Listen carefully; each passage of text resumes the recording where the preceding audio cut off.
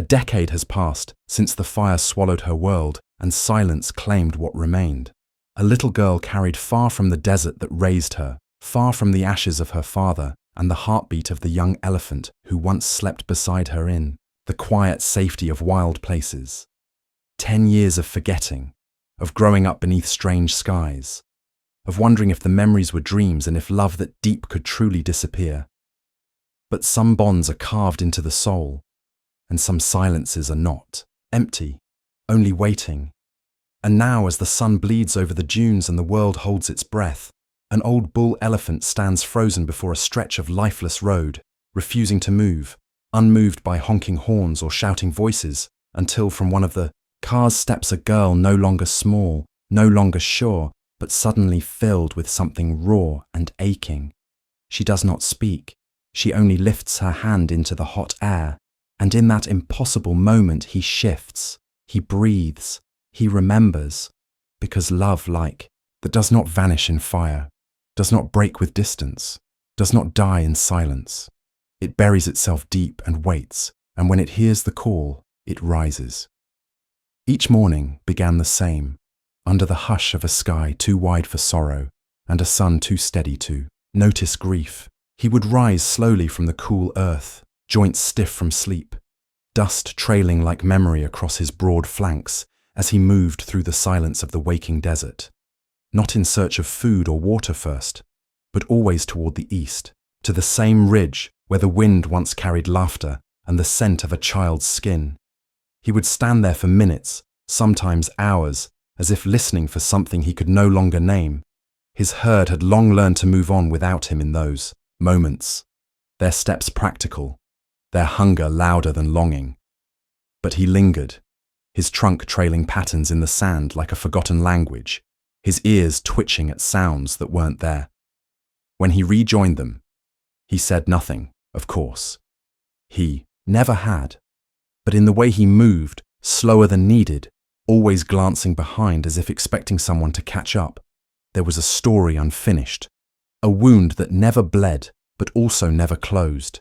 And though he drank, though he grazed, though he seemed to belong, there was always a space around him untouched, as if the air itself understood what he carried. Grief turned habit, memory turned instinct, a ghost not chased but carried. It happened too fast for sense to catch it. One moment the sun was setting warm across the tall grass, and Alara was laughing, barefoot, and chasing Baku's swinging trunk through the open yard. The next there was smoke, thick and choking, pouring like black water over the sky. Flames crackled in the wind, sharp and hungry. And someone was yelling, pulling her from her father's arms, from the only world she knew, into the chaos of sirens and strange hands. Her father's voice vanished in the roar, and Baku's scream cut through the night like a blade, wild and raw, echoing long after the fire was gone.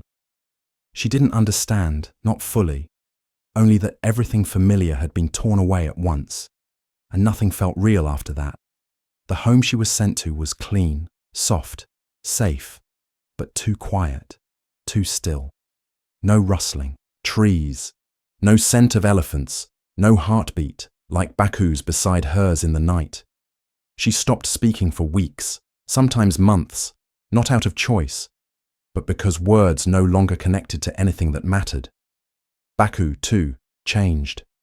He circled the ruins for days, then weeks, pressing his forehead to burned earth, searching for her scent in scorched cloth, sleeping alone where the fire had left a clearing.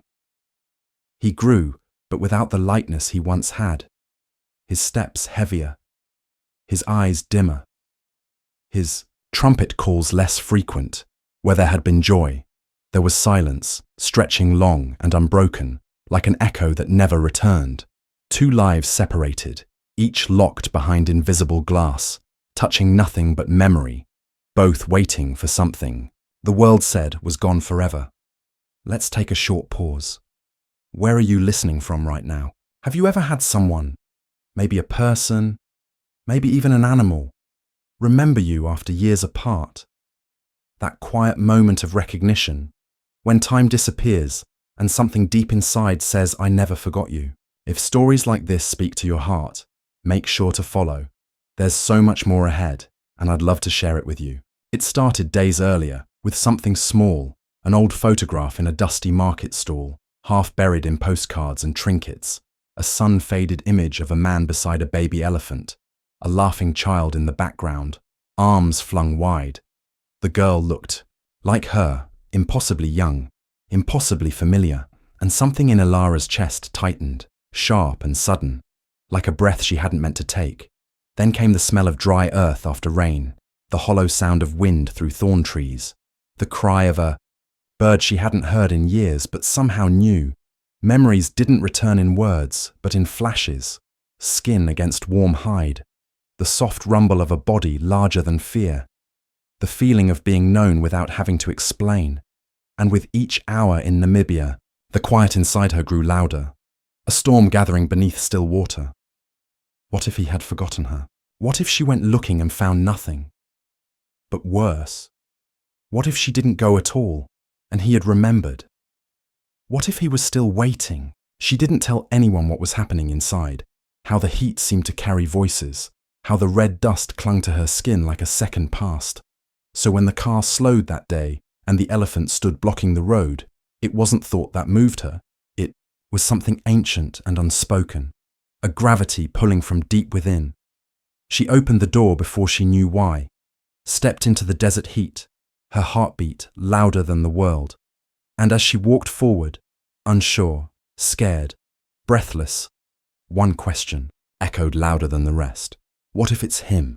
The heat shimmered between them, thick as breath, and for a moment everything was still.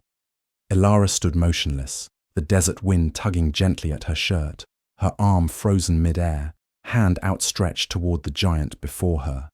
The elephant didn't move, but his ears shifted slightly, like he'd caught a sound too soft for anyone else to hear. His eyes, deep and dark and rimmed with dust, locked onto hers. Not with fear, not with threat, but with something older, heavier, like memory clawing its way back from the dark. His trunk hovered just above the ground, trembling, not reaching, not retreating, just waiting. A long silence passed, so quiet it rang, and in it, Ilara felt the weight of 10 empty years pressing down on her ribs. She almost dropped her hand, almost turned away, thinking she was wrong, foolish, chasing shadows. But then he took a breath. Not just a breath, but a sound that was more feeling than voice. A low, aching rumble from somewhere deep inside him, like the earth itself was remembering. And then he stepped forward, slow, deliberate. A single foot stirring a cloud of red dust that rose and curled around her legs like smoke. His trunk lifted slightly, pausing in the air, and then gently, gently, it brushed her, fingers rough and warm and shaking, and the second it touched her, she knew, before thought, before words, it's him. A gasp escaped her, sharp and soft, and tears welled without warning. She said his name just above a whisper, voice cracking, Baku, and the sound broke something wide open. He closed the space between them with a groan that was not pain but release, years of waiting pouring out in one low, trembling cry. And then he lowered his head, slowly, until his brow rested against her shoulder, like it had once so many years ago when she was small enough to sleep against him. She buried her face into the folds of his skin, both of them shaking, not speaking, not needing to. The world didn't vanish. It collapsed, folded in on this one point of contact, where silence became truth and time became irrelevant, and two broken halves became whole again, not as they were, but as they had always been, found. In the days that followed, the silence between them softened, not disappeared, but changed. From something heavy and unsaid into something shared and understood.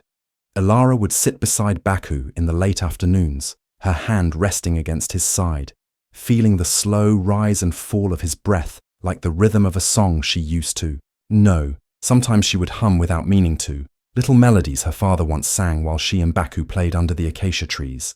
He would sway, almost imperceptibly, as if he remembered too.